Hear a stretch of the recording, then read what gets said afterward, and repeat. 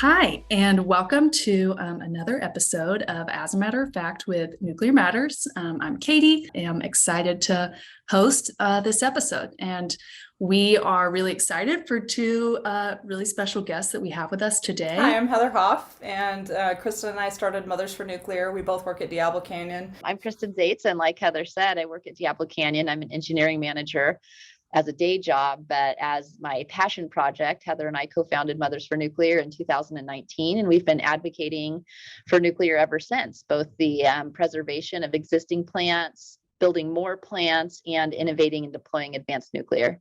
I think there's a lot of excitement about being involved in nuclear energy right now. But for those who are maybe considering a career in nuclear energy, do y'all have any words of advice? And why would you recommend pursuing a career in nuclear energy? I think that the value message of nuclear is hidden, and it's coming out more and more now. But as people learn about nuclear as a carbon-free energy source, the largest source of emission-free energy in the United States right now, I think that we're going to get a lot more people excited about it. So for me, I really got passionate about my career once I learned that nuclear energy is carbon-free. And once I learned that it produces all this electricity on a tiny land footprint, it feels really good going to work every day and contributing to something like that. There's not a lot of other things I could do with my life that could make such a big impact.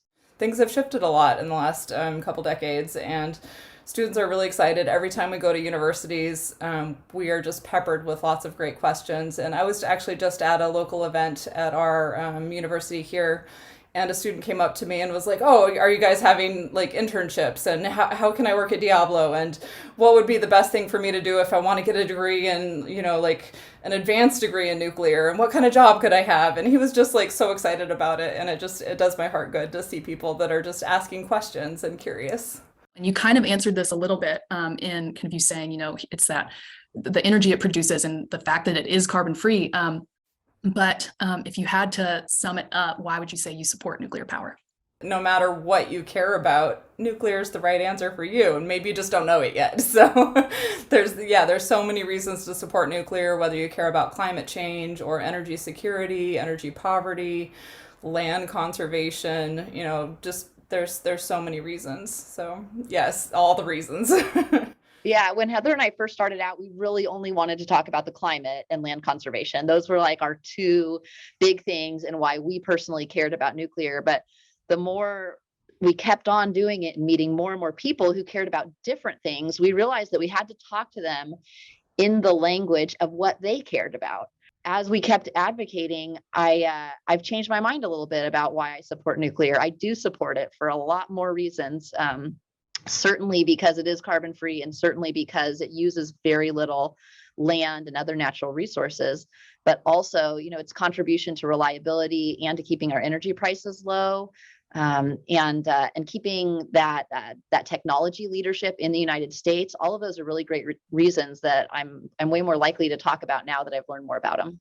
Taking a little bit of a focus to Diablo Canyon, for people who may be a little bit unfamiliar with Diablo Canyon, can you explain maybe the circumstances around it in recent years, and then the recent policy win that we were able to see? Yeah, of course. It's so great. And I just want to point out, Kristin's background is Diablo Canyon. It's an amazing picture. It's one of our company pictures of the plant, and it shows the seagulls and the amazing, like ocean in front of the plant. Just to start with that. But generally, Kristin, do you want to talk about the recent change? Yeah, well, in 2016, Pacific Gas and Electric Company, which is the owner operator of Diablo Canyon Units 1 and Units 2, they put out an announcement called a joint proposal with a number of other parties. And that announced that we were not going to pursue extension of our operating licenses. And the operating licenses were set to expire in 2024 and 2025. So we had some runway to do something about the shutdown.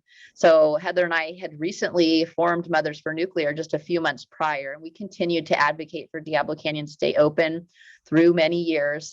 We built coalitions. There's so many other great nuclear advocacy groups that we've been able to partner with. And through the years, we've been highlighting the message that Diablo Canyon and other existing nuclear plants are all needed to keep prices down, to keep carbon emissions low, to help us to reduce carbon emissions even further.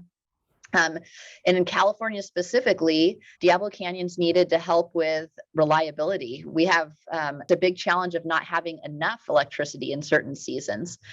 It's been a bad drought, the last few years. And so we've had poor hydro resources. And so you combine all of those factors together, and California just needs more electricity, period. So by the time 2022 rolled around, it was pretty obvious, on a lot of levels, that closing Diablo Canyon was the wrong decision. And fortunately, our governor changed his mind about that. And we were able to get action in the California state legislature recently to pursue at least a 5-year extension of Diablo Canyon. So, and of course, Heather and I are going to be pushing for more. Really interesting. And I think a lot of us kind of sensed in California, like it's been an energy crisis for a few years now. We almost had blackouts a year ago, and we all kind of were like, now's really the time to push for Diablo Canyon. Like right at the beginning in 2016 when they made the announcement, we're like, okay, it's kind of like it's a really hard situation right now to try and advocate for Diablo. But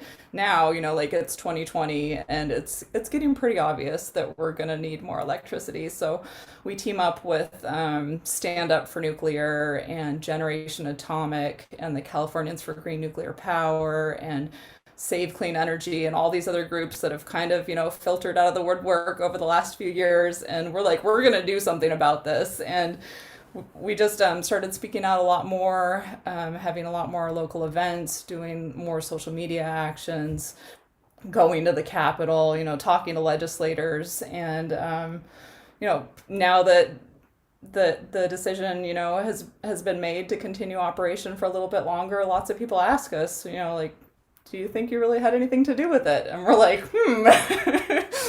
we hope so. But I've seen a couple of interesting quotes about that recently. One was about how advocates, we kind of create the situation for it to be acceptable to make this shift when the time is right. So the time is right for California, and Mothers for Nuclear helped make it acceptable for Gavin Newsom to change his mind by sharing how we changed our mind. We made it okay for this shift to happen, and we created the environment that was necessary to really allow it. And what has that felt like to watch the tides change? Yeah, so in addition to being tired, what do you think, Kristin?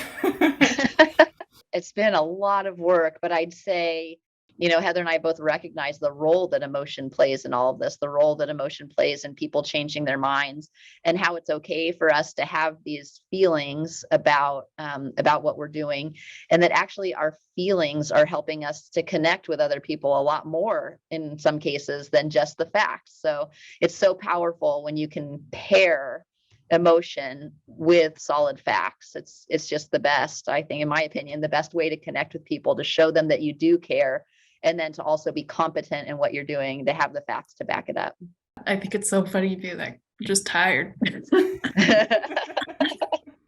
But that's amazing, and speaks to your investment and hard work over time of kind of your time and emotion and research of the facts and your efforts. We're full-time working moms, with kids, jobs, other commitments, and sometimes it's just energy Twitter at night in bed, when our families are sleeping, and we do what we can, and doing this advocating for nuclear, I think, makes us both feel good about what we're contributing to the future.